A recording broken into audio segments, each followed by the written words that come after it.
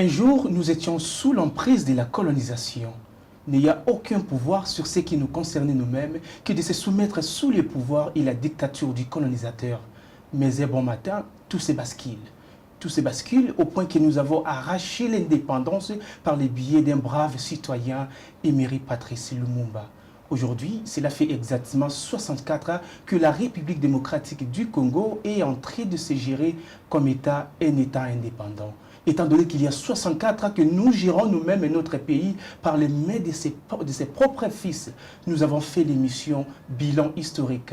C'est dans le but de faire des évaluations dans tous les domaines sur le développement de notre pays, la République démocratique du Congo, afin de voir au plus clair les présents qui nous amènent vers l'avenir. Bonjour et bienvenue dans ce énième numéro de votre émission Bilan historique. L'émission présente des aspects. L'aspect documentaire, le bilan historique vous propose des mini-documentaires pour vous faire montrer encore le plus profond de notre histoire, la République démocratique du Congo. Et le deuxième aspect de la mission, le bilan historique ouvre ses portes pour vous recevoir par rapport à votre domaine.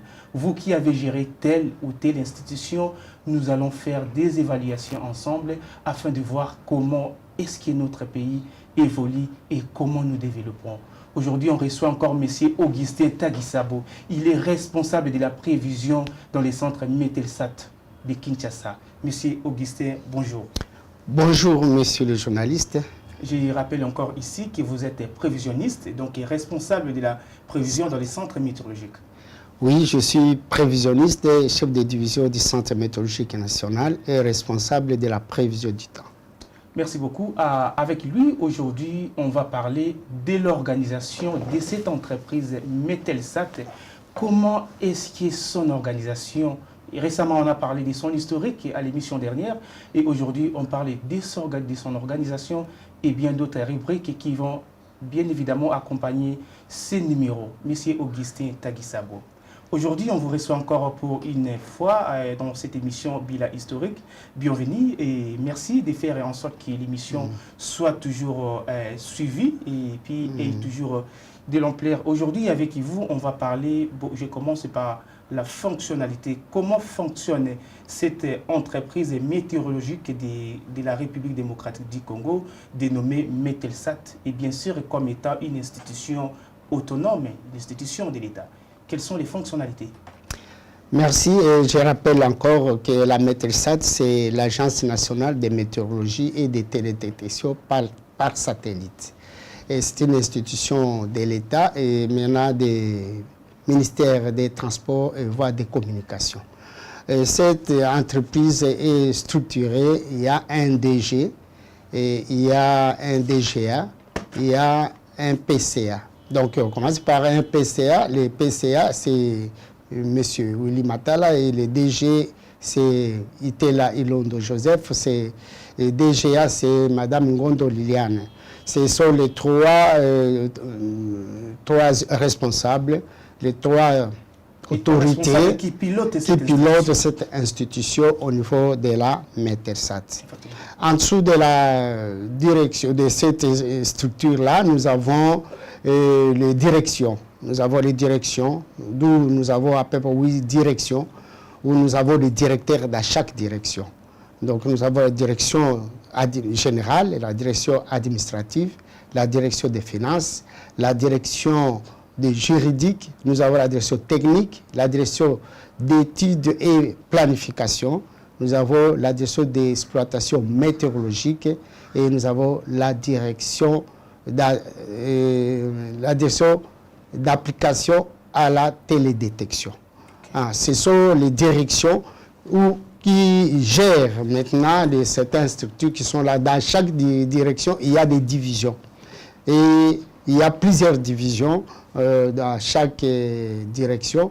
Donc, moi, je suis dans la direction d'exploitation météorologique où je gère la division des centres météorologiques nationaux. Et dans la direction des centres météorologiques nationaux, il y a des services. Et d'où nous avons les services d'observation météorologique, nous avons les services de transmission télécom, nous avons les services de la prévision du temps. Donc, dans chaque service, il y a aussi ce que nous avons comme division ici à Kinshasa. À l'intérieur aussi, c'est subdivisé. À l'intérieur, nous avons des zones. Nous avons 6 zones météorologiques qui sont subdivisées. À l'intérieur du pays? À l'intérieur du pays, dans les provinces. Donc il y a d'autres sites météorologiques de cette entreprise qui sont là? Il y a d'autres sites météorologiques qui sont là, subdivisés en 6, et où il y a les divisionnaires qui sont en train de chapeauter bientôt on va les nommer comme les directeurs qui vont chapeauter les directions, les zones, et il y aura aussi des divisions dans les 26 provinces du pays. Donc dans les 26 provinces, nous aurons des chefs de division accompagnés des RMT, des chargés de télécommunications, tout ça. Donc c'est pour dire qu'au centre météorologique, nous avons l'observatoire. Et ces observatoires météorologiques se situent dans chaque province. Donc, surtout dans les aéroports, nous avons nos observatoires météorologiques où il y a les installations des instruments météorologiques. Et ces instruments sont implantés dans chaque coin du pays. Et c'est ce que nous appelons les stations météorologiques. Les stations météorologiques. Et ces stations météorologiques ont les interactions entre eux. Excusez-moi, vous avez dit que ces sites qui sont à l'intérieur du pays, à travers toutes les provinces, vous appelez ça les stations météorologiques? Oui, ce sont des stations météorologiques. Donc ce sont les stations météorologiques qui travaillent en fonction des provinces, des différentes provinces. Voilà, chaque province a ses stations et chaque station contrôle l'atmosphère dans sa province. Et il communique au niveau des centres où nous sommes ici à Kinshasa, et nous communique ça par des moyens de télécommunications. Effectivement, vous venez de parler de l'organisation des Mételsat, surtout ici dans la direction générale ici à Kinshasa. Est-ce que tous ces services que vous venez de citer ici sont vraiment très bien alimentés afin que la Mételsat donne vraiment, rend des services comme il faut? Oui, nous avons des services d'appui à la météorologie. Nous avons aussi les services techniques et scientifiques. Donc les services d'appui tels que l'électronique, l'électricité, ce sont des services d'appui, la mécanique et tout ce qui a trait à cela, l'informatique. Tout ce qui est lié à la technique. À la technique. Et là, ce sont les services d'appui à la météorologie. Mais il y a les services scientifiques de la météorologie où nous avons l'exploitation météorologique, proprement dite, où nous avons les instruments météorologiques, nous avons des personnels météorologistes qui sont dans des provinces, qui font les observations météorologiques, et il faut des calculs, il faut des analyses, et puis ils transmettent dans les domaines concernés tels que l'aviation civile, tels que les agriculteurs, tels que les autres consommateurs des produits météorologiques. Mais nous centralisons tout ici à Kinshasa parce que c'est ici se trouve le centre. Mais l'exploitation météorologique, c'est ça. Donc ça s'est fait souvent dans les provinces. Et ici à Kinshasa, nous avons aussi une station. Nous avons 3 stations. Nous avons une station à Binza, nous avons une station à Njili, aéroport. Nous avons une station à Ndolo, aéroport. Et c'est 3 stations qui contrôlent la ville de Kinshasa. Et c'est ce qui nous permet de définir le climat de Kinshasa. Les stations qui est à Binja, c'est ça la direction générale Oui, c'est ça la station qui se trouve à la direction générale. Comme je disais, comme je posais tantôt la question, est-ce que tous ces services ils sont bien alimentés? Prenons par exemple des services scientifiques qui est d'ailleurs très important, primordial, parce que c'est ce qui permet à ce que vous ayez des données et diffuser des données. Est-ce que ces services est nécessairement alimentés pour que la population attende des résultats fiables dans les services des météos? Effectivement, ces services sont bien alimentés parce que nous avons les instruments appropriés pour capter les données météorologiques dans un parc que nous appelons parc météorologique. Et c'est dans ce parc où on plante toutes sortes d'instruments météorologiques. Les capteurs de température, les capteurs de vent, les capteurs de pression, humidité, on les on le met dans ces parcs-là. Et dans ces parcs, nous recevons toutes ces données qui sont complétées par les données en altitude. Donc, dans les données en altitude, nous avons les radiosondages, nous avons les radars précipitation, nous avons les satellites météorologiques. Et nous avons les satellites qui nous donnent de produire des imageries satellitaires en altitude et dans une grande étendue du pays. Donc, nous pouvons être ici à Kinshasa, nous sommes en train de suivre toute la République. En dehors des stations qui nous envoient des données brutes. Mais nous avons le satellite qui couvre toute la République et nous donne des données numériques. Et alors nous prenons toutes ces données brutes et suivies dans les stations et nous prenons les données en altitude des radars et des imageries satellitaires, plus les données numériques qui nous proviennent des centres régionaux mondiaux et nous compilons tout cela. Et nous faisons des analyses. C'est à partir de ces analyses que nous faisons nos produits que nous appelons bulletins météorologiques, que nous présentons maintenant aux consommateurs, le public et les médias pour la diffusion au grand public. Il arrive des fois, M. Augustin Tagisabo, que les gouvernements ne vous associent pas forcément dans leurs services et leurs déplacements, donc des choses qui concernent directement la touche de l'entreprise qui vous travaillez, Metelsat, mais très souvent on ne remarque pas vraiment que donc les gouvernements essaient de faire en sorte comme si vous mettre à l'écart parce que avec des raisons entre autres, ils n'ont pas forcément confiance au service des météos. D'ailleurs, c'est la population congolaise aussi, beaucoup n'ont pas vraiment confiance aux résultats. On parle là qu'il y a des difficultés, il n'y a pas de... Est-ce que vous confirmez ici que les services, les données venus des Metelsat sont fiables et que les gouvernements, y compris la population tout entière, doivent vous faire confiance? Oui, la population est souvent ignorante. Et la Metelsat existe depuis longtemps, comme j'avais dit la fois passée, dans l'historique. Et la population ne peut pas s'en passer de la météorologie. La météorologie a des données fiables. Les données qui nous viennent des stations météorologiques sont des données pures. Ce sont des données bien traitées et transmises, parce que nous avons aussi des services de correction qui font la correction de ces données-là, et ces données sont fignolées et nous faisons les analyses. Les gouvernements, s'ils ne prennent pas en compte, ou bien le public, s'il ne prend pas en compte les services météorologiques, c'est dans l'ignorance. Parce que quand surviennent les catastrophes naturelles, par exemple, les inondations, quand surviennent d'autres phénomènes extrêmes, dangereux pour la navigation aérienne, on recourt toujours à la météorologie. Parce que la météorologie qui est bien placée pour donner les explications à la matière. Et le gouvernement en soi,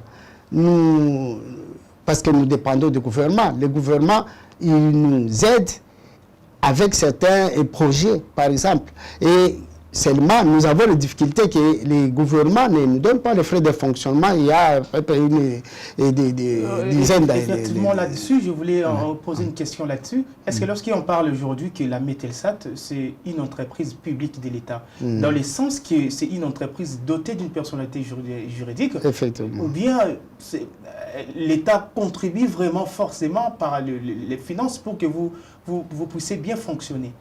Nous avons comment on appelle, nous avons tous les documents juridiques. Et parce que c'est une institution de l'État, c'était sur décret présidentiel que la Metelsat a été créée, sur les ordonnances, tout ça. Parce que là, on trouve bizarre là-dessus. Pourquoi? Parce que lorsque c'est une institution publique de l'État, pourquoi est-ce que les gouvernements ne vous donnent-ils pas le frais de fonctionnement? Comment est-ce que vous fonctionnez par l'appui du gouvernement? Oui, bon, nous avons des gestionnaires. Et c'est ces gestionnaires qui sont en contact avec le gouvernement et ceux qui représentent le gouvernement. S'il y a certaines lacunes au niveau du gouvernement en matière de fonctionnalité, c'est peut-être aussi le plan budgétaire. Donc, c'est au niveau du gouvernement de voir quelle est le rubrique qu'il faut allouer à la Metelsat. Mais dans l'État il y avait des frais de fonctionnement qui arrivaient. Je ne sais pas pourquoi, à l'époque, je ne sais pas pourquoi ça a été coupé. Donc, à un certain moment, c'est comme s'il y a eu... Les frais de fonctionnement venaient du gouvernement. Ministère Ça vient du ministère parce que nous avons le ministère des budgets, nous avons le ministère des Finances, et ça passe par le ministère des Transports, et ainsi de suite, des voies de communication. Et puis, ça nous arrive. Il y a des enveloppes allouées à chaque service. Et les enveloppes allouées à la Mételsat ne nous parviennent pas. Il y a certaines années. Ça ne vous parvient pas. Pourquoi? Je ne sais pas. Et ça, c'est à poser au ministre des Budgets, au ministre des Finances et au ministre des Transports, parce que c'est eux qui gèrent les problèmes de la gestion de l'entreprise, des entreprises qui les sont allouées. Et si les autres touchent les frais de fonctionnement, pourquoi pas la Mételsat ne peut pas toucher? Parce que la Mételsat joue un grand rôle dans les services de l'État, en surveillant le climat, en surveillant les phénomènes extrêmes. Il serait souhaitable de pouvoir aligner la Mételsat aussi parmi les services qui sont en train de bénéficier des frais de fonctionnement. Vous avez des bons services, vous avez les atouts que la population doit vous faire confiance.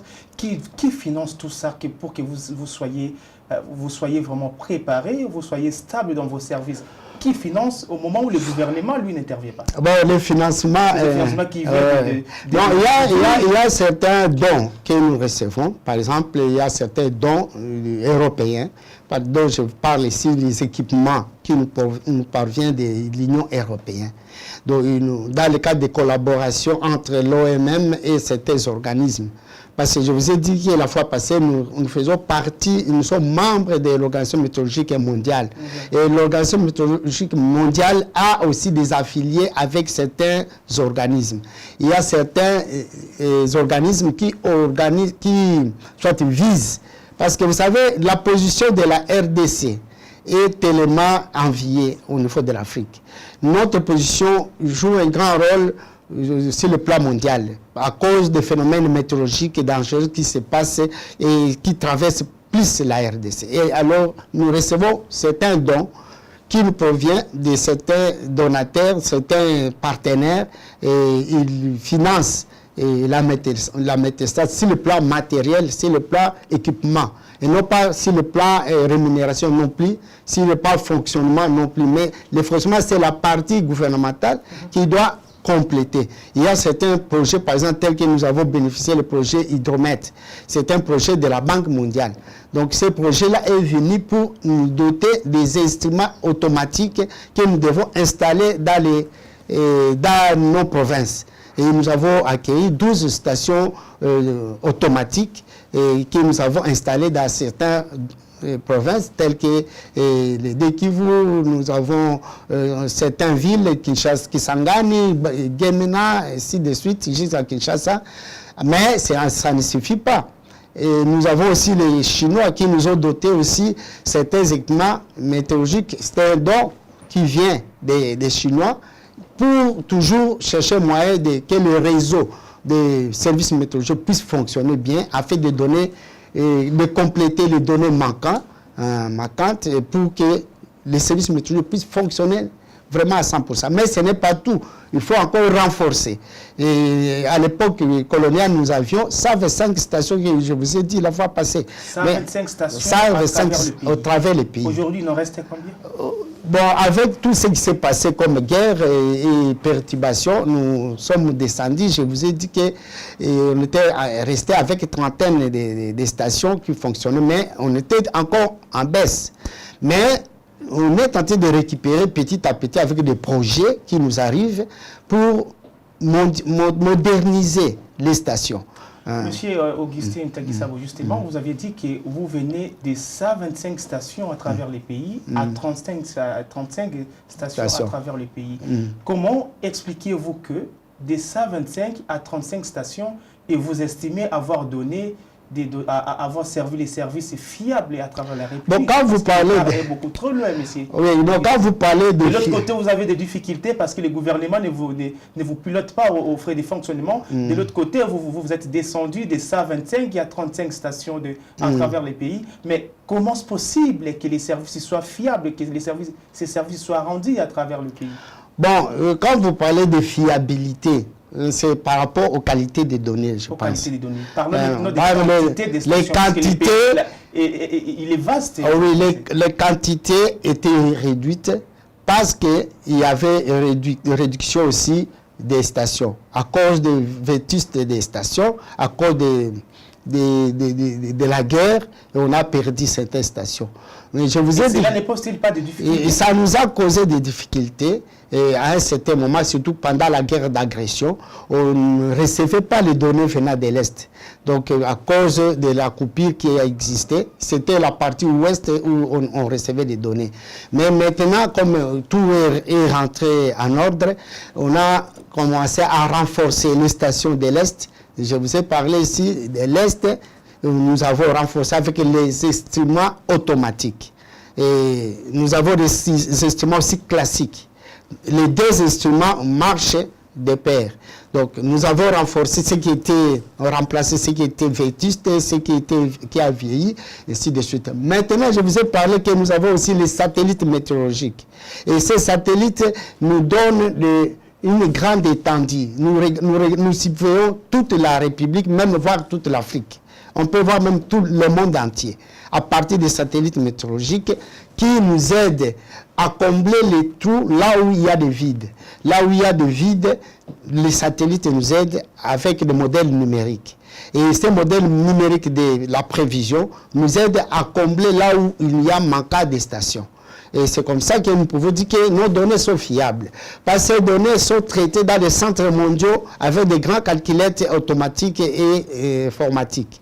Et ce sont des données qui nous viennent de tous les coins du pays et tous les coins du monde et qui est traitée dans des grands centres mondiaux au niveau de Genève, au niveau de Londres, et ils nous envoient.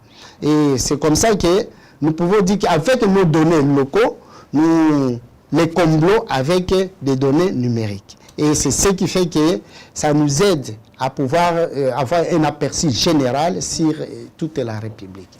Merci beaucoup. Je rappelle que nous sommes avec M. Augustin Tagisabo. Il est chef, il est responsable de la prévision du centre météorologique de Kinshasa, Metelsat. Et avec lui, on parle des fonctionnalités et l'organisation de cette entreprise météorologique de notre pays, Metelsat, qui est donc la direction générale des centres météorologiques qui est à travers la République démocratique du Congo. M. Augustin Tagisabo, on va maintenant parler du service, comment ça fonctionne votre service. Aujourd'hui, il y en a combien de climats qui nous régissent ici à travers, dans notre pays? Bon, nous devons savoir que l'emplacement de notre pays, c'est presque au centre de l'Afrique. Au centre de l'Afrique. Donc, il est traversé par l'équateur. Et cet équateur qui traverse notre pays vers le nord, et vraiment rend notre pays tellement utile. Nous avons à peu près quatre types de climats dans notre pays. Nous pouvons subdiviser en deux sortes. Nous avons le climat équatorial et tropical. Mais il y a le type de climat dont nous avons comme climat des montagnes, vers la partie est du pays, nous avons le climat des montagnes. Il a ses caractéristiques. Nous avons le climat équatorial et aussi il a ses caractéristiques où il pleut à chaque saison, à l'équateur. Donc à l'équateur, il pleut à chaque saison, même si la partie des climats des montagnes, il pleut presque à chaque saison. Il y a des mouvements de convection montagneuse, il y a l'influence des lacs, parce qu'on a trop de lacs, on a l'influence des montagnes aussi. Nous avons le climat tropical au sud, où nous avons climat tropical sec et climat tropical humide. Donc, le climat tropical humide, c'est la partie ouest de notre pays, donc Kinshasa, Bandundu, tout ça, Congo central. Et nous avons le climat tropical sec dans le Katanga et une partie des Kasaï. Donc, voilà le climat qui nous régit au niveau de notre... Nous avons aussi le climat littoral. Nous avons le littoral... du climat équatorial à Mbandaka. Oui, Mbandaka, Équateur, tout comme ça. Vous avez parlé du climat tropical qui se divise en deux. Oui. Et vous avez parlé encore du climat des montagnes. Donc il y en a 4 climats. Oui, climat des montagnes. Et comment se comporte chacun de ces climats? Quelles sont ces caractéristiques? Je pense que les caractéristiques que je vais de vous les dire, que dans le climat tropical, nous avons deux saisons. Nous avons la saison sèche et nous avons la saison de pluie. Pendant la saison de pluie, il y a des pluies qui se manifestent et nous avons à peu près vers la partie ouest 6 mois, on peut avoir même 6 mois, 4 mois de pluie, 4 mois de saison sèche, ou bien 6 mois de pluie, 6 mois de saison sèche. Donc la partie ouest a un peu la différence avec la partie sud-est, parce que la partie sud-est est là, la saison dure. La saison sèche peut prendre même 6 mois. La saison de pluie peut prendre aussi 6 mois. Donc, par rapport à la partie ouest où il y a un peu de mi-saison de pluie, par exemple vers le mois de janvier, février, on peut parler de la mi-saison de pluie. Donc, pendant la saison sèche, on peut parler de la saison sèche. Donc, comme actuellement, nous avons le mois de mai qui a mi-mai, la saison sèche a commencé, ça sera jusqu'au mois de septembre. Et vers mi-septembre, nous allons entrer maintenant dans la saison de pluie, jusqu'au mois de décembre. Et janvier, février, il y a ce qu'on appelle mi-saison sèche. Mi-saison sèche, parce qu'il y a baisse de pluie pendant cette période-là, mais ça vient se rattraper vers le mois de mars, avril. Donc là, on a encore l'intensité des pluies. Tandis que dans les Katanga, on peut avoir 6 saisons, 6 mois de pluie intense et 6 mois de saison sèche. Donc, vous voyez les caractéristiques. Mais tandis que dans l'équateur, climat équatorial, il pleut à chaque saison. Donc, à chaque moment, même si nous sommes ici à la saison sèche, mais au nord, il est tenté de pleuvoir. Mais quand nous serons dans la saison de pluie, il va toujours continuer à pleuvoir. Il y a toujours la pluie à chaque saison pendant la saison, le climat équatorial. Il y a toujours le climat des montagnes, nous avons ce qu'on appelle les CAB. CAB qui est l'air Congo Air Band. Cette ligne qui est en train d'osciller sur la partie montagneuse crée aussi les convergences de vent qui oscillent sur les montagnes.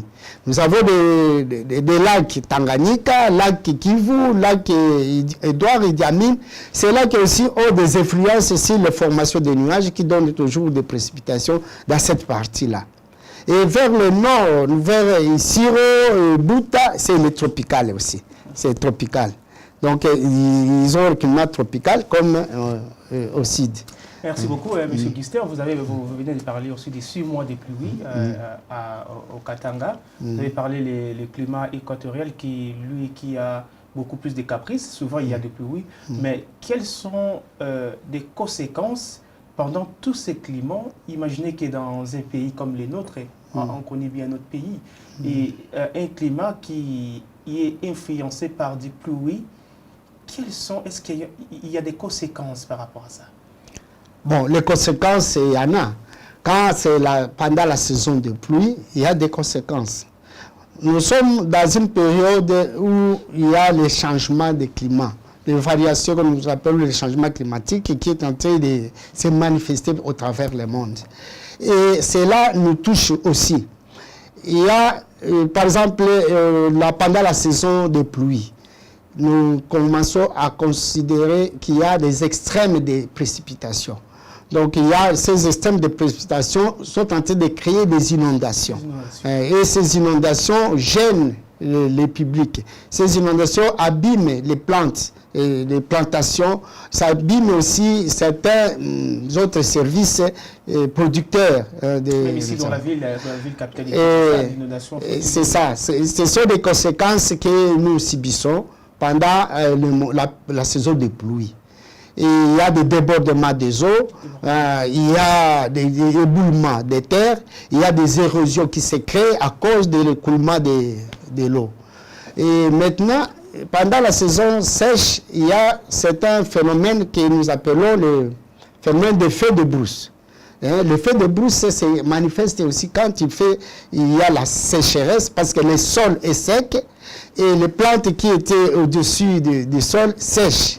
et un peu de température élevée, ça brûle la savane, ça brûle les arbres et les plantes qui sont là. Et quand vous avez parlé d'une saison de pluie, lui, il est beaucoup plus qu'apprécié, surtout ici à Kinshasa. Et non seulement dans des provinces où il y a des érosions, où ça perturbe les périodes des semences, mais ici aussi à Kinshasa, pendant la saison de pluie, il y a des conséquences ici. Il y a des gens qui la vie devient de plus en plus difficile. Les inondations, même dans le centre-ville, il y a vraiment des problèmes. Et c'est là qu'intervient peut-être, aussi vraiment le gouvernement. Il va intervenir pour faire en sorte que la population, surtout qui vit ici dans la centre-ville de Kinshasa, ne subissent pas ces choses. Parce que nous sommes dans la capitale, de l'autre côté aussi des provinces, il faut qu'il y ait aussi des précautions à prendre parce que vous voyez des érosions, c'est beaucoup plus risqué parce que lorsqu'il y a une érosion, ça fait que la population soit perdue en quelque sorte. Alors, on parlera des conséquences de chacune des saisons, chacun des climats. Monsieur Augustin, quelles sont des précautions à prendre par la Mételsat? Oui, la Mételsat informe souvent le public. Et quand nous sortons d'une saison à l'autre, la Mételsat informe le début de la saison sèche et la fin de la saison sèche. Il informe le début de la saison de pluie et la fin de la saison de pluie. Il informe le public les comportements pendant la saison, quelle tendance la saison a. Vous informez comment? Comment se fait l'information? L'information se fait comment? Nous avons les médias avec nous.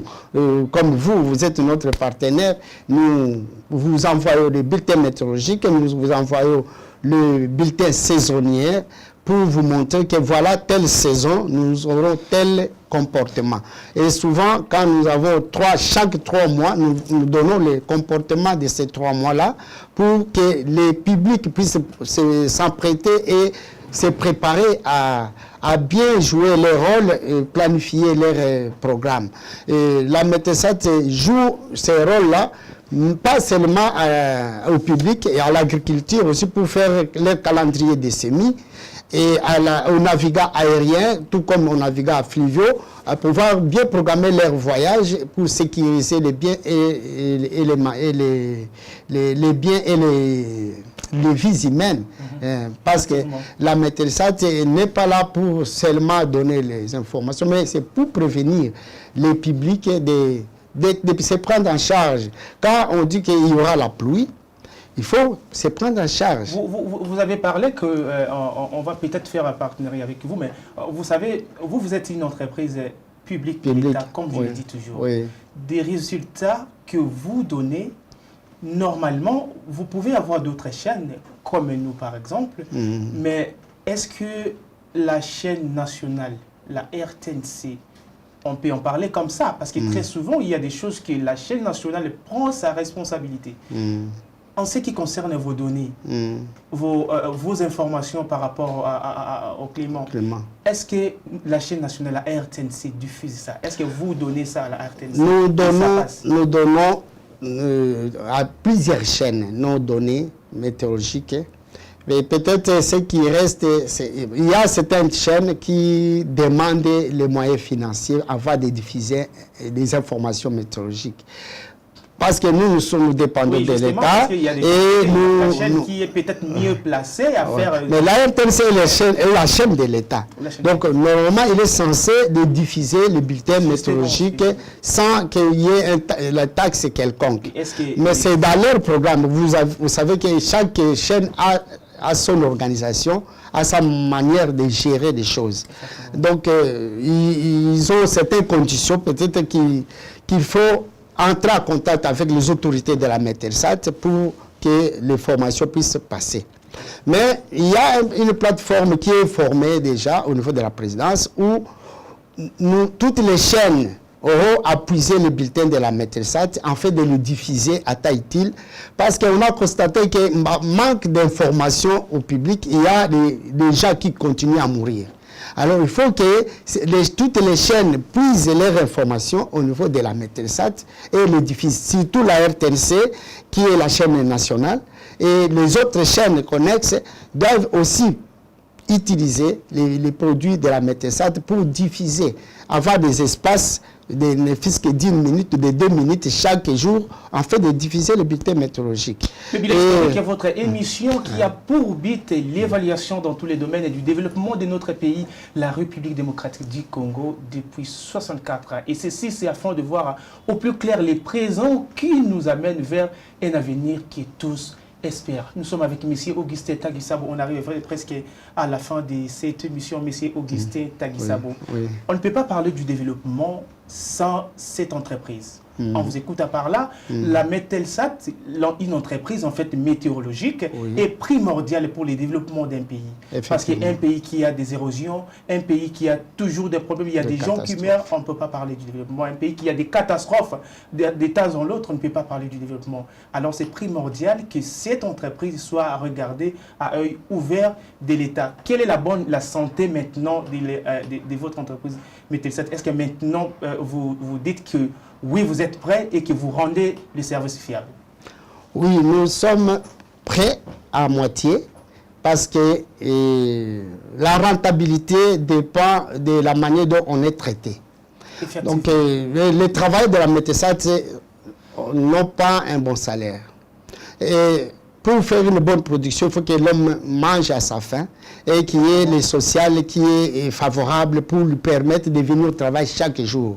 Comme vous êtes venu aujourd'hui dimanche, vous êtes là, parce que vous êtes bien rémunéré. Mais les agents de la Metelsat nous demandent au gouvernement de pouvoir revoir les barèmes des agents de la Metelsat, en fait de pouvoir les donner un salaire décent pour qu'ils puissent faire une bonne production.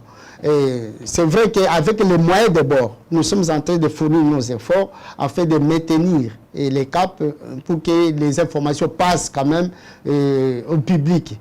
Mais si on nous améliore encore les moyens sociaux, ça sera encore plus parce que nous allons travailler à ce moment-là 24 heures sur 24 heures. Merci beaucoup. On ne peut pas finir cette émission sans toucher ces sujets si importants. Aujourd'hui, le DG de Metelsat, il est interpellé. D'ailleurs, pas interpellé, mais il est face au cours des comptes où il est en train d'être, si on peut dire, jugé. On ne sait pas. Qu'est-ce qui s'est passé exactement? On ne peut pas parler de la Metelsat sans parler du DG de la Metelsat. Bon, le DG, je vous ai dit, il est représenté. C'est lui, il y a le PCA et les DG. Et les DGA qui gèrent la Metelsat. Les DG qui gèrent au quotidien la Metelsat et le PCA qui est le courant entre la Metelsat et les ministères. Donc, il y a le problème de gestion. Moi, je suis scientifique et technicien, mais le problème de gestion, moi, je ne le maîtrise pas tellement bien. Parce que... Mais vous faites partie de cette entreprise. Oui, les problèmes de gestion... Vous avez 23 ans d'expérience. Oui, 23 ans de l'expérience, mais moi, j'ai fait les 23 ans dans la science pure. Je n'ai pas fait dans la Metelsat. Ce que je vous dis, il y a le problème de gestion. Les gestions, on voit plus les finances qui viennent, peut-être d'une manière sporadique, de gauche à droite. Je vous ai dit que nous avons des stations à l'intérieur qui sont implantées dans les aéroports. Dans les aéroports, nous avons des pilotes qui reçoivent nos informations pour l'aider au décollage. Il y a certaines informations, ces informations sont payées par les transporteurs. Et maintenant, celui qui gère, c'est la RVA, qui gère ces revenus de la météo. Mais il doit les transférer à la météorologie. Mais c'est ce qui ne se fait pas. Ça, ce sont des entrées de la météorologie qui sont bloquées au niveau de la RVA. Et c'est que le gouvernement peut débloquer pour que la Metelsat puisse avoir son droit. C'est ça ce qui peut faire vivre la Metelsat comme autonome. Les procès de DG, c'est encore à la justice. Je pense le 30 juillet, ça sera la séance, comment on appelle plénière, la séance plénière où chacun aura à se défendre. Donc le 30 juillet, si vous avez le temps, vous pouvez aller à la cour et suivre ce qui va se passer. La fois passée, c'était les témoins qui étaient là. Et cette fois-ci, ce sont chacun avec son avocat et le juge va juger, il va trancher cette situation de gestion. C'est le problème de gestion que moi je ne maîtrise pas bien. Vous ne maîtrisez pas bien, oui. Vous êtes technicien, comme vous le soulevez. Donc, on va peut-être attendre le directeur général lui-même, quand il sera déjà prêt. Il sera aussi sur les plateaux des bilans historiques, non pas pour parler de sa poursuite, mais bien évidemment pour parler de l'historique ou encore évaluer cette gestion qu'il était à la tête de cette entreprise. Donc, monsieur le directeur, on souhaite que tout sera bien et qu'un jour vous passerez sous les installations des bilans historiques. Qu'est-ce que vous avez à dire comme dernier mot, monsieur Augustin? Bon, moi je vous remercie d'abord de m'avoir reçu dans votre studio et je lance l'appel à tout le public de pouvoir suivre les bilans historique et la chaîne Mandico pour qu'ils suivent les informations météorologiques à temps réel et le gouvernement de pouvoir penser à renforcer la Mételsat. Ça, c'est le gouvernement. Oui, ça c'est pour le gouvernement. De renforcer la Mételsat avec un barème décent et un équipement même sophistiqué de la nouvelle technologie s'il y en a, et d'autres projets s'il y en a, pour bien surveiller l'atmosphère de la République démocratique du Congo. Nous étions avec M. Augustin Tagisabou, il est responsable de la prévision météorologique dans le centre météorologique du Congo, Mételsat. Avec lui, on avait parlé de l'organisation de la Mételsat ici à Kinshasa. Et on est donc arrivé à la fin de cette émission. Comme je le disais, Bilan historique, votre émission qui a pour but de faire des évaluations sur les développements de notre pays, la République démocratique du Congo, afin de voir au plus clair les présents qui nous amènent vers l'avenir qui tous espèrent être meilleur. Les bilans historiques vous fait voyager aussi au plus profond de l'histoire, après d'explorer encore le plus profond de notre sacrée histoire de la République démocratique du Congo. C'était plaisir, mesdames et messieurs, d'être plus à regarder cette émission et on va se retrouver au prochain numéro de cette émission. Au revoir.